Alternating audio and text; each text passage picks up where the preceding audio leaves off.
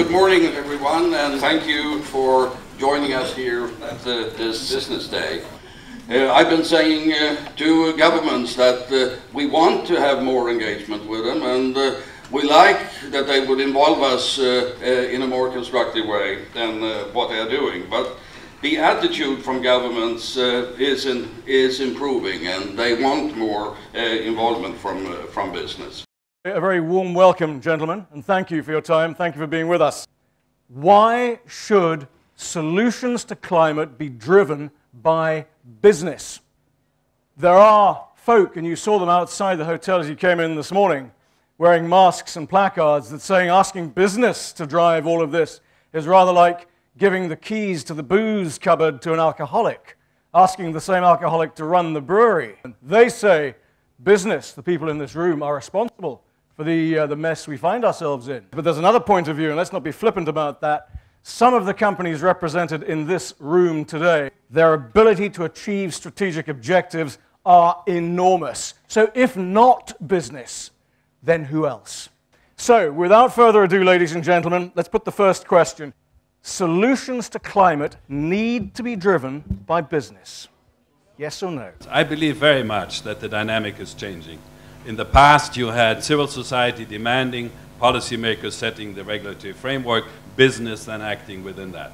We need to turn this around. Civil society demanding, us business leaders seeing the opportunity, consumer product companies setting targets for decarbonizing supply chain. So there's no alternative to strong leadership from the private sector. I think boardrooms often are more strategic on these issues today than cabinet rooms of governments. The business, as we say, will do its job, and we are developing technology for mitigation. But if we don't get a clear signal that we have rules to work with, then unfortunately, as somebody said, business will make their decision anyway, but without rules. And I am not sure this is in the long-term interest of the planet. So I think as business, we would want to see that, particularly if you look at market mechanisms like the clean development mechanisms. We use that to fund projects. We use that to really look at how do we make sure that the projects that we have to drive mitigation actions are funded. I think even if there is, at the end of the week, some agreement, and maybe China and Brazil, for a variety of reasons, might move, and I like the European Durban roadmap as a vehicle, we will have something that is enacted and reduce carbon only by 2020. It's a new dynamic emerging, and I hope Rio will be an opportunity to play that new dynamic. This is a make or break decade. The good news is that 90 countries have already made voluntary statements of intent. Already 100 countries have targets for renewable energy. China is implementing a cap and trade system on itself. Last year, $250 billion spent on renewable energy, of which more than half was in the developing world. The problem is not that nothing is happening. There's a lot happening. The problem is it needs to at least triple. And I think the future lies in business sectors getting together from a bottom-up approach and start putting their plans together. That the future lies in the next decade around businesses taking the leadership. But let's confess, we are not one unified business community. So I think there has to be some strategy also on how we start. I would start with the consumer product industries, closer to the consumer behavior that is changing, and then roll it out from there. Go to mobility next. Go to small cities and business, energy efficiency, and tackle the big, tough ones like energy utilities and cement and steel. The other interesting experiment that is going on in the world at the moment is, I'm sure you're all very aware, those of you from Europe, a country called Belgium, which has been politician-less for, what is it, nearly 600 days, and they seem to be managing quite well. According to the International Energy Agency forecasts, energy efficiency will contribute to carbon reduction more than the renewable energy. Water efficiency, energy efficiency, material efficiency in products and in processes have created competitive edge and therefore opportunities for us.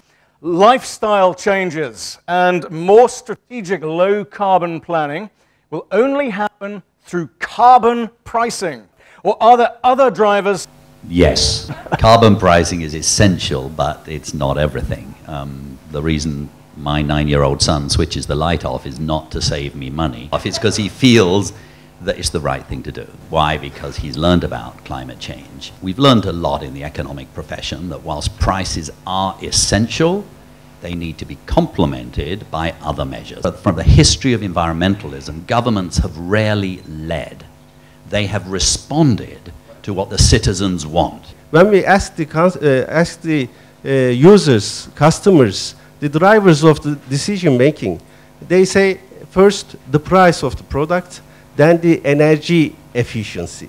Well, nothing drives, of course, behavior and many other things better than prices. So carbon prices are critical. They need to price externalities. Beyond prices, it is many targeted incentives like feed and tariff regimes, taxes here, reduction subsidies there, that give you right incentives for deploying and commercializing new technology. So I see it really as a triangle between consumer behavior, consumer awareness, which has been vastly improved. Let us, the business community, come up with a vision and the measures that, in a sense, turns crisis into transformation.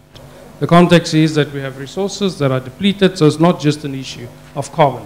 It's an issue of water and everything else around how we use resources globally. And one of the key recommendations and responses must be some sense of how do you put carbon pricing in and price your externalities. Are you suggesting that we need then to impose an accurate carbon cost on business, including the social costs, the health costs, the education costs? To emit CO2 should have a price. Whatever it is, I don't know. If it's global, and I agree that unfortunately it's perhaps irrealistic, so it will be regional, it will be sectorial, but it must have a price. Without price, no decision is taken on the investment side. If the South African government imposes a carbon tax on their coal exports, it'll kill the business. I'm just saying that we have to be realistic and that business needs rules. We are going to go to question number 3 on our agenda. It is said there is no such thing as a climate project, only commercially viable projects. If that is true, how can international climate finance promote the transition to more climate-friendly investment without distorting the market? The way to look at this whole thing of private versus public is, let's say the total investment in the world today is, let's say, $15 trillion. About a third of that is public, 2/3 is private. The name of the game is to green all of that. Green it for resilience and green it for low carbon. And that means our agriculture needs to be different, our energy needs to be different, our urban planning, our house building, our factories, they all need to be different. There will never be enough public money in order to get the job done. So we have to leverage it. And of course we need to use that money to affect the 10 trillion of private investment. It'd be nuts to say we only want to green the public investments. Whether it's a large-scale producer of renewable energy, they need to be subsidized at the moment or they won't do it. Or they need to be given a regulatory environment. If they're given a regulatory environment, you're still essentially creating, through feed-in tariffs, the kind of subsidies they need. So of course you need a private sector. If we move with incentive schemes for renewables or whatever, we distort markets. I think that's simply not right, because if you accept that, as we mentioned before, that externalities are not properly priced, and that we have the, as Nick Stern again puts it, the greatest market failure here, and in the absence then of a global carbon price or tax or whatever that produces that price of cap and trade, you have to correct in other ways. Secondly, if you accept that fossil fuel subsidies are of an enormous magnitude and are projected to go to more than 600 billion annually, business as usual by 2020, an enormous distortion in the markets.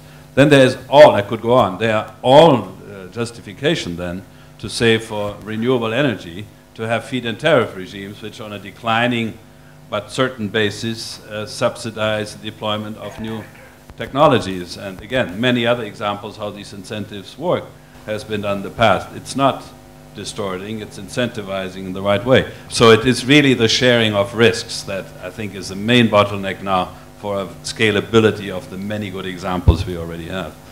One of the key realities, somebody must pay for this. And that's why these global facilities are very important to help developing countries to make that shift. What's the one thing that you would like this audience to take away when they get on their planes and head back to wherever it is they come back from? In a world where politics are very stretched and focused for many good reasons on the short term, where we have a very difficult decade ahead of suboptimal, volatile growth, where we lose the key years to do something about what is a real long-term crisis, carbon and climate, that there's no alternative but to form very new bottom-up ways of giving the urgency, the answers, and then induce political systems with consumer awareness, with coalitions of like-minded business, with civil society to respond differently. I think we do politicians a big favor if we provide more leadership here. There is success at reasonable scale all over the world. The more we can demonstrate that, the more that we can show that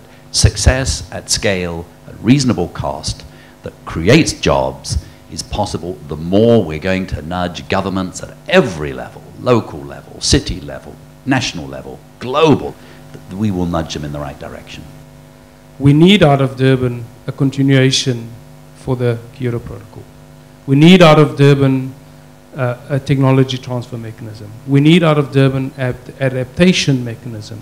We need the Green Climate Fund established. We need to make sure it's funded. And if the World Bank is going to look after it as an interim, we need to move very quickly into a board that will administer those funds. But the time has come for business to take the action and change pace in terms of making a real difference. Andrew, Levent, Kayo, Brian, Philippe, thank you on behalf of our audience today. Thank you. Thank you. We got some really stark reminders of why the business community should actually care, because 85% of the mitigation investments are going to be made by the private sector. And secondly, a very significant portion of the cost of inaction will also be borne by the private sector. So that, I think, was a very good reminder of the why. Unlike politicians, whether the elections are next week or next month or next year, politicians cannot at the national level give you that predictability. We need to say what we are going to do, as opposed to waiting for others to indicate what they are going to do, especially on the part of the political community. In other words, business needs to step forward with very real solutions, very real ideas, both in terms of projects and activities, but perhaps in the policy sphere as well. We need to consider taking ownership of the future, irrespective of the outcomes of COP17. The fact is that there's things to be done, and we shouldn't necessarily let political processes hold those up. Here is an opportunity for us really to set society as a whole on a path, because business is a reflection of society as well.